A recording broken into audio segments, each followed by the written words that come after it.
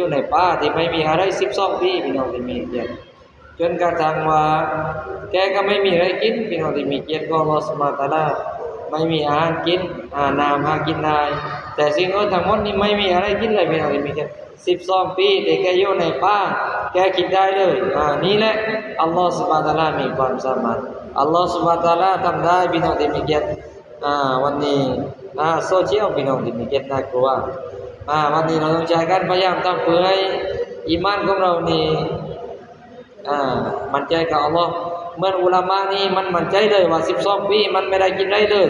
อัลเลาะห์ซุบฮานะฮูวะตะอาลาให้มันลงมาถึงบ้านของมันผู้ที่เลี้ยงดูผู้ที่ให้ริสกีผู้ที่ให้ทุกสิ่งทุกอย่างทั้งหมดนี่คืออัลเลาะห์ซุบฮานะฮูวะตะอาลามันมั่นใจเลยว่าทางโลกก็นี่อัลเลาะห์ซุบฮานะฮูวะตะอาลาเอาดุนยาทั้งดุนยามาใส่ในนั้นได้พี่น้องที่มีเกียรติของอัลเลาะห์ซุบฮานะฮูวะตะอาลาnyataพี่น้องที่มีเกียรติของอัลเลาะห์ซุบฮานะฮูวะตะอาลาย้อนอินเดียจะประหยัดเลยเดี๋ยวนี้พี่น้องที่มีเกียรติของอัลเลาะห์ซุบฮานะฮูวะตะอาลา